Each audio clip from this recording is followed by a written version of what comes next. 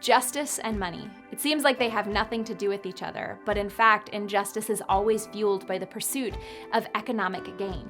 If you think about it, the pursuit of money actually has the power to shift our worldview, to no longer see people as inherently valued because they've been created in the image of God, but instead valued for their ability to be possessed and to help create economic power and wealth. I mean, think about this for a second. Slaves.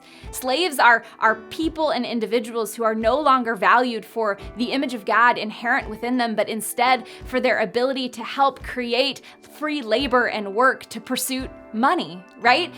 Young girls and boys that are caught in the sex slave industry are no longer viewed for the image of God that is inherent within them, but instead they're valued for their ability to create gratification without being used up.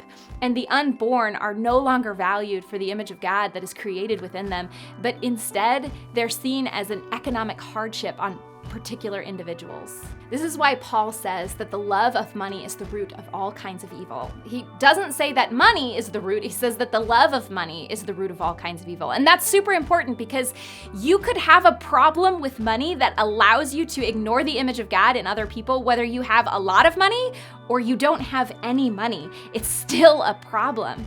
And Paul even follows that up and he says that those who want to get rich fall into temptation and a trap. And that word, a trap, it's the same word that's used to describe when you set a trap for an animal, that you ensnare them without them even knowing it's coming. This is why Jesus talks about money a lot. In fact, he talks about money more than he talks about any other subject. And in the book of Luke, Jesus actually says, watch out, be on your guard against all kinds of greed. Now, the interesting thing is that Jesus doesn't say, hey, watch out, be on your guard against lust or be on your guard against unforgiveness. And the reason is typically all of those other things, anger, bitterness, all of that stuff, we kind of know when we're falling into that. We know when we're bitter. We know when we're falling into unforgiveness or lust, but greed is hidden. Greed is sneaky. And so Jesus says, watch out. So how are we supposed to watch out for this trap and not fall into this temptation of loving money?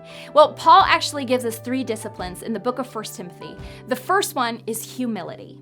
He says in chapter 16, verse 17, command those who are rich in this present world not to be arrogant, nor to put their hope in wealth, which is so uncertain, but to put their hope in God, who richly provides us with everything for our enjoyment. Have you ever noticed how people who have a lot of money, who've sort of been successful financially, they think to themselves, well, I've been financially successful in this one area, so I must also be successful in areas of my emotional or moral or spiritual life, when in reality, that may just not be true.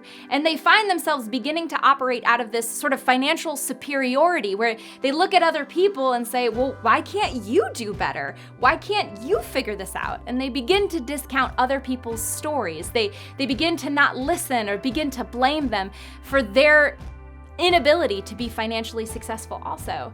Really, they've put their hope in what they have accomplished rather than the provision that God has given them. Paul's second discipline is contentment.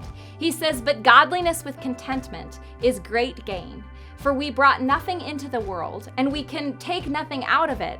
But if we have food and clothing, we will be content with that. See, contentment actually breaks the chain and the cycle of addiction. When we're trying to pursue wealth and economic gain, we're kind of like addicts, never being satisfied and always wanting more and more. If you even look back a couple years ago, chances are you can name something that used to be a luxury item that you had once in a while that was really special, and now you can't even live without it. And this is what happens to us as we continue to pursue more and more without contentment. The only way out of this trap is to find a contentment that's not rooted in what we have or what we don't have, but instead who we are, who God has made us through Christ. The third discipline that Paul gives us is generosity. What he says, command them to do good, be rich in good deeds, and be generous and willing to share.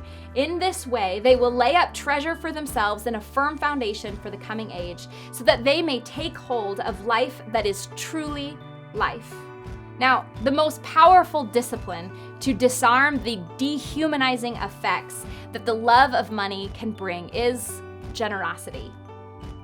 Generosity calculates human cost against human profit. Generosity calculates human loss before economic gain. Generosity brings this world to be a more just place, not a less just place. Now, generosity can come in many forms. Sometimes it's a percentage of our earnings that we give in order to advance the kingdom of God. But it could also be making a decision to make less profit in order to have a better environment overall in our workplaces. Sometimes it could be choosing to do less work overall in order to make our environments more relational.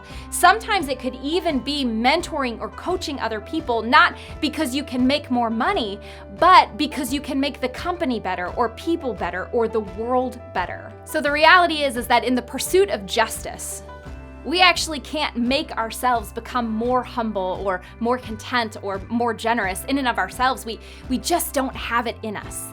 Instead, if we're eager to pursue justice, we have got to enter into a relationship with the generous God who has given up his life so that we can have life, who has given up everything so that we can have everything, because that relationship changes everything.